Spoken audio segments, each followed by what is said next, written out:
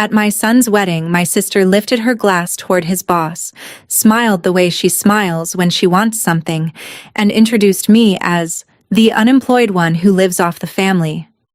The fork stopped halfway to somebody's mouth. A whole table of strangers turned to look at me. I laughed. I had practiced laughing.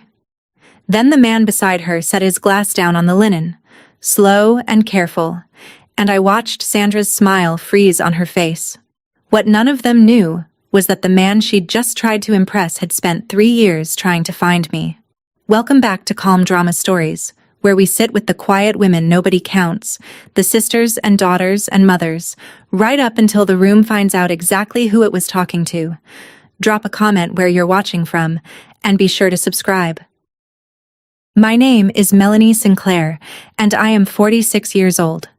For most of that wedding, I stood at the edge of the reception hall with a glass of wine going warm in my hand. I have gotten good at edges. 3 years ago, I would not have known where the edge of a room even was, because I was always at the center of one, usually at the head of the table, usually the one everyone waited on before they started. I ran strategy for companies whose names you would know. I built the kind of career people write case studies about, and I did it without a wealthy father or a lucky marriage or a soft landing anywhere. Self-made, they used to call me, back when anyone bothered to call me anything at all. Now I was the woman by the coat check, watching my son Ethan laugh with his new wife, and I felt the strange peace of a person who has already lost the thing she was most afraid of losing and survived it anyway. Ethan looked so much like my mother when he smiled. Nobody at that reception knew that. Nobody there had watched me sit by a hospital bed for 2 years, or knew the ledger of everything those 2 years had quietly emptied out of my life. To them, I was Sandra's sister, the one who didn't have a job, the one you were kind to the way you are kind to a stray. I let them think it. I had learned that being underestimated is its own kind of quiet, but underestimation is a loan, not a gift, and somebody always comes to collect. The call came on a Tuesday, a little over 3 years before the wedding, and I remember it because I was standing in a glass conference room 40 floors up when my phone lit with my mother's name. I was days from being named managing partner.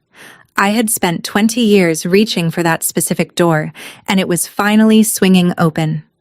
I stepped out to take the call, half annoyed, and my mother said the word pancreatic, and then she said the word stage 4, and the 40 floors under me seemed to go very quiet.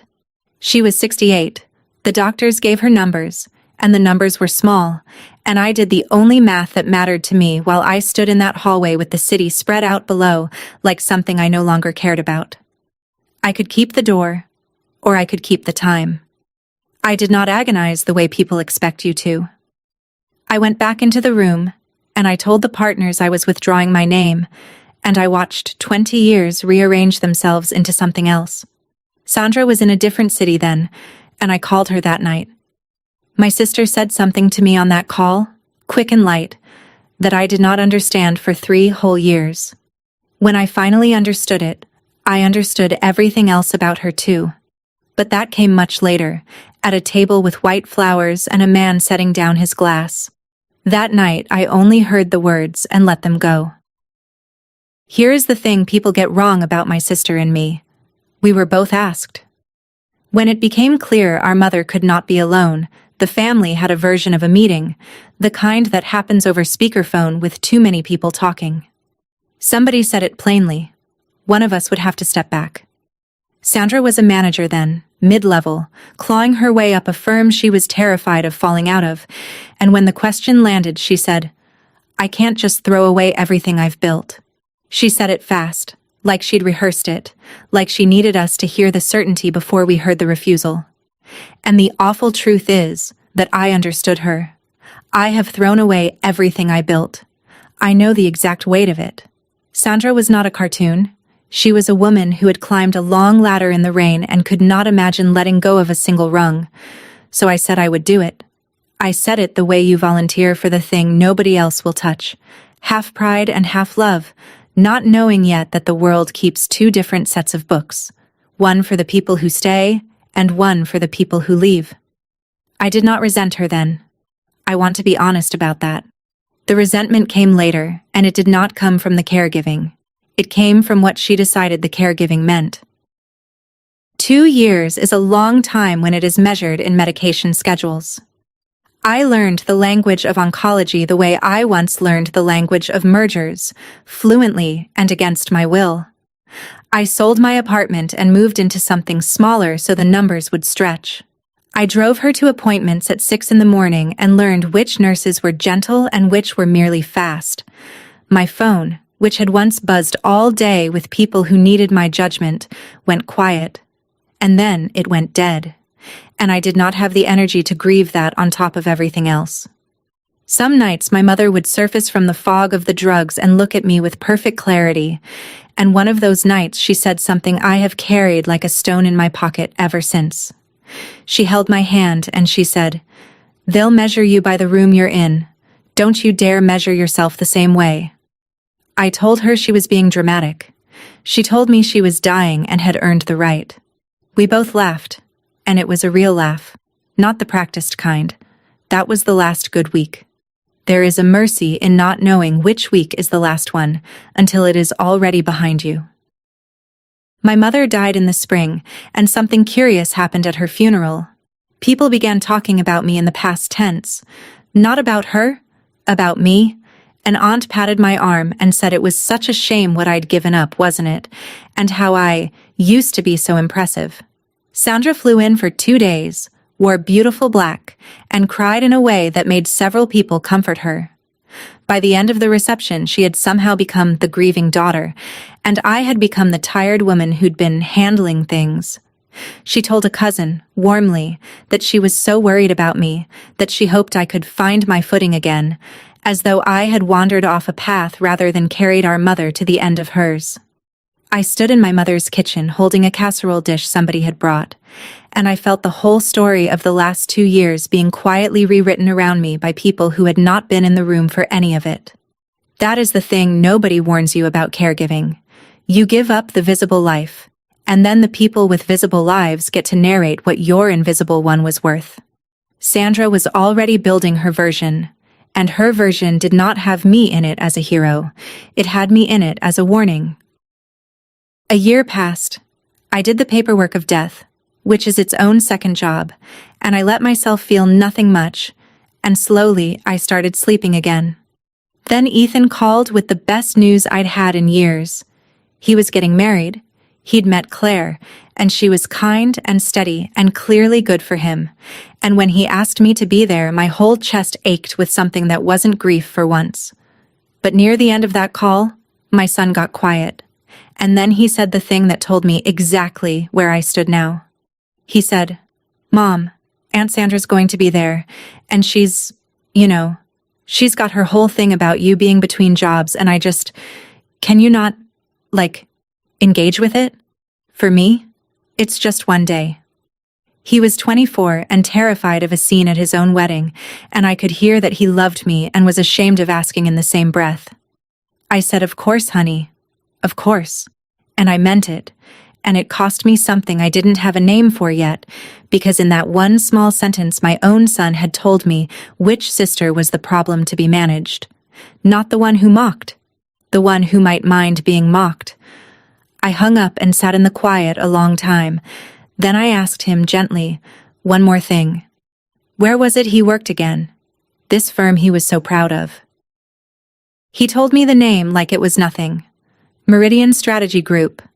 I kept my voice even and said that was a good firm, and he said, yeah, Aunt Sandra had actually helped him get the interview. She was a manager there, and he was just an analyst, but he was learning a ton. I said I was proud of him, and I was, and I did not tell him what that name meant to me. Because I knew Meridian. I had competed against Meridian for a decade. I had beaten them on pitches and lost to them on others, and years ago I had built a framework, a way of mapping a company's real decisions against its stated ones, that had gotten around the industry the way good ideas do, uncredited and everywhere. The last I'd heard, Meridian had adopted a version of it wholesale. By now, it would just be house knowledge there, the way a tool becomes so ordinary that no one remembers it ever had an author, and Sandra had climbed her whole career standing on top of it without a single reason to know whose name had once been on it, least of all a sister she'd never once thought to ask. My son worked inside the house I used to lay siege to, under my sister, in a world I had ruled and then walked out of, and none of them knew it, because none of them had ever asked me a single real question about who I'd been. I could have told Ethan that night, "I want you to understand that I chose not to. Not out of some clever plan. I was just so tired of being the woman explaining that she used to matter. Let them find out or not. I was going to a wedding to watch my son be happy, and I owed no one my resume." The rehearsal dinner was Friday. Claire's family had money, the quiet kind, and the rehearsal dinner was in a private room at a restaurant where the waiters folded your napkin when you went to the restroom. I wore the one good dress I had kept from my old life and felt like a museum piece of myself. Claire's parents were gracious in the careful way of people who don't quite know what to make of you. And Sandra, my sister, walked into that room like she had booked it herself. She wore success like a fragrance. She had a new watch and a newer confidence, and within 10 minutes she was holding a small court by the window, telling stories that all seemed to end with her being right. I watched my son watch her with something like envy, and I understood the shape of the evening before it happened. Sandra was the family's success story tonight, and every story needs its contrast. I got a glass of wine and found a chair near the edge, which by now felt less like exile and more like a good vantage point. From the edge, you see everything. From the edge, you see who a person is when they think the important people are looking. And Sandra, all night, kept glancing toward the door, waiting for someone who mattered more than the rest of us to arrive. The person Sandra was waiting for did not come to the rehearsal dinner, but he came up in every third sentence. "My CEO," she kept saying. "David is incredibly selective." She told a long story about a presentation she'd given him, about how demanding he was, how he'd once rejected an entire deck, and how she'd stayed up all night fixing it and won him over.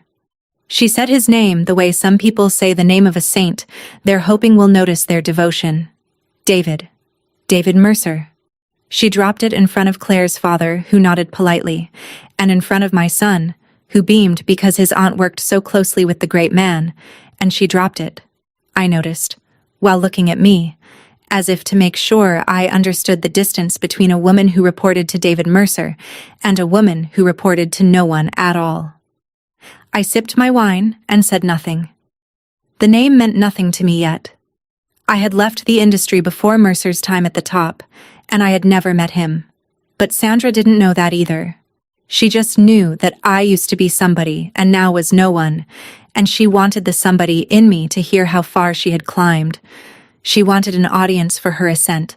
She had no idea she was about to get one. It was Claire's mother who asked me, kindly, over the salad course, "And what do you do, Melanie?" A simple question, a human one. I opened my mouth to answer it honestly, to say that I'd stepped back from consulting to care for my mother and was thinking about what came next, which is the truth, and not a shameful one. But Sandra answered for me before I got the first word out. She laughed a light little laugh and said, "Oh, Mel's between things right now. She's been between things for a while." She said it fondly. That was the genius of it. She wrapped the knife in fondness so that anyone who flinched would look unkind for flinching. Claire's mother smiled uncertainly and moved the conversation along, and I sat there having been introduced, in front of my son's new family, as a woman defined entirely by absence, between things, as if I were a hallway, as if the 2 years I'd spent holding a dying woman's hand were a gap in a timeline rather than the fullest thing I'd ever done. I felt the old professional part of me, the part that had sat across from hostile boardrooms, go very calm and very cold. I said, "That's one way to put it, Sandra," and I let it drop, because it was Ethan's weekend, and I had promised, but I filed it. Some words you file. I stepped outside after the entrees to breathe, and Claire followed me. My son had married up in the only way that matters. She was the kind of person who notices when someone has gone quiet.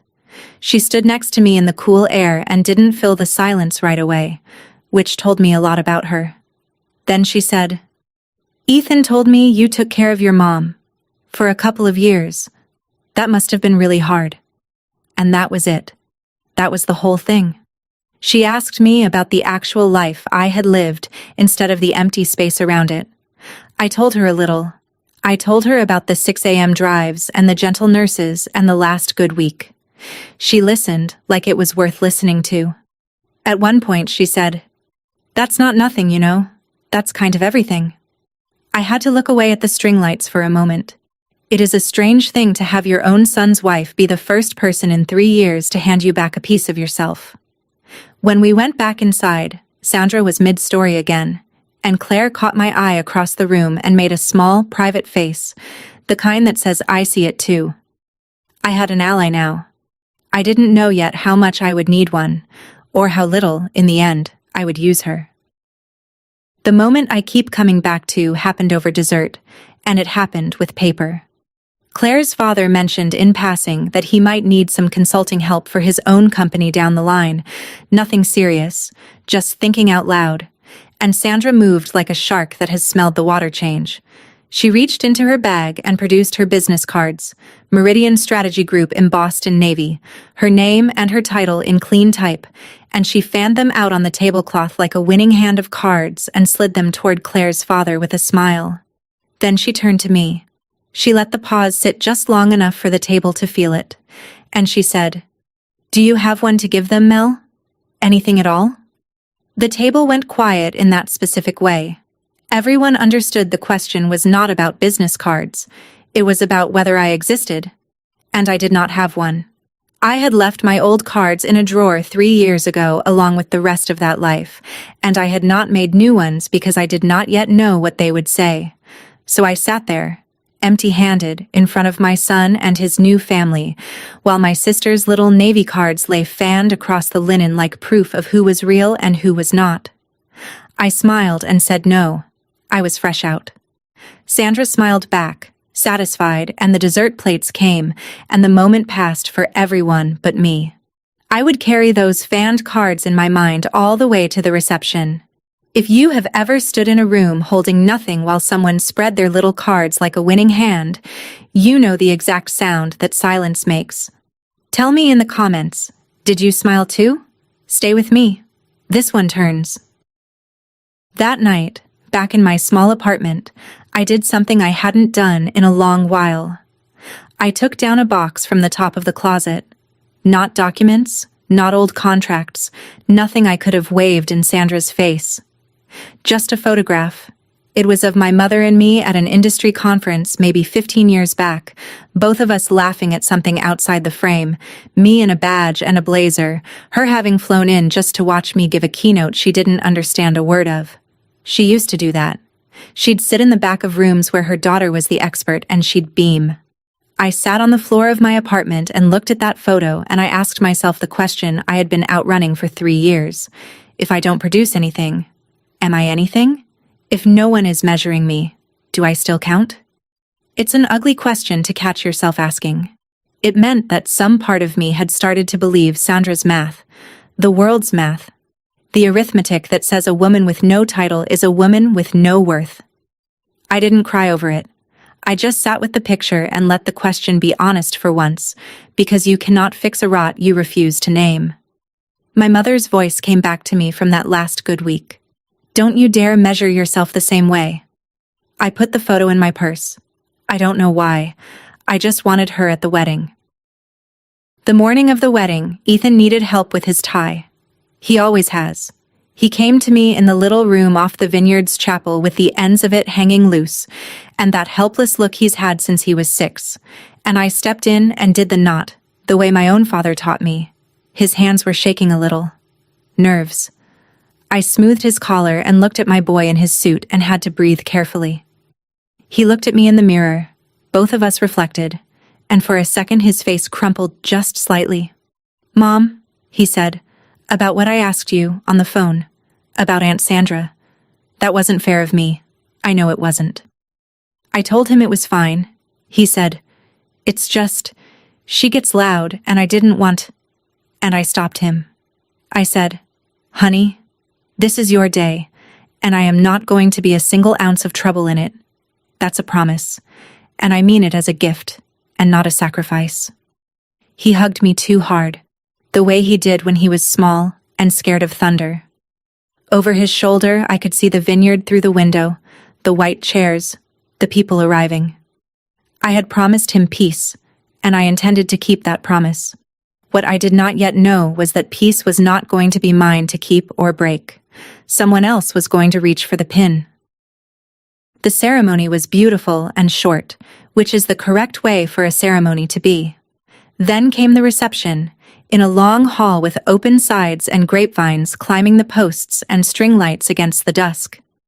They had seated me well back, at a table with a great-aunt and two of Claire's college friends, which I understood.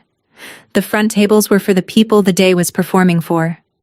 From back there, I watched my sister work the room. And I watched her orbit one man in particular, an older man, mid-50s, silver at the temples, in a suit that fit like it had been grown rather than bought. He was calm in the way genuinely powerful people are calm, taking up no more space than he needed. Sandra circled him all evening. She refreshed his drink. She laughed a half-second too long at whatever he said. I could see, even from the back, that this was David, the CEO, the saint whose name she'd worn like perfume, and that he had come to my son's wedding because Ethan was one of his young analysts, and that Sandra had decided this evening was her chance. I didn't recognize him. I only recognized the choreography, because I had once been the person a room arranged itself around, and I knew what it looked like when someone wanted very badly to be arranged around. I sipped my wine. My glass had gone warm again. And then Sandra looked across the hall, found me at my little back table, and began walking my way with the man in tow. I knew what was coming the way you know weather. Sandra crossed the hall with David Mercer at her elbow, steering him toward my table, and I understood that I was about to be used as scenery. She wanted to show her CEO how gracious she was, how she carried her poor between-job sister, how far above her own origins she had risen. Some people build themselves up. Sandra had only ever learned to build herself up by standing on someone. And tonight, the someone was me, at a wedding, in front of the most important man in her professional world. I set my glass down. I straightened my back the way I used to before walking into a hostile boardroom, an old reflex, muscle memory from a life these people thought I'd never had. Claire, across the room, saw the trajectory and started moving too, though she was too far to matter. My son was near the head table, laughing, unaware, and Sandra arrived at my table glowing, gestured at me with an open hand like a hostess presenting a curiosity, took a breath, and turned to the calm, silver-haired man beside her to make her introduction. I looked up at both of them and waited. There are moments you feel tilt before they fall. This was one. And my sister, so sure of the floor beneath her, so certain of who counted in that room and who did not, opened her mouth. "David," Sandra said, bright as a bell, "this is my sister I was telling you about. Melanie, the unemployed one, lives off the family. She's been between things for years now. Bless her." She said it to a CEO, at a wedding, about her own sister, and she said it smiling, as if it were affection. The great-aunt beside me inhaled. One of Claire's friends looked at her plate. And I did the thing I had trained myself to do over 3 years of being narrated by people who were never in the room. I laughed.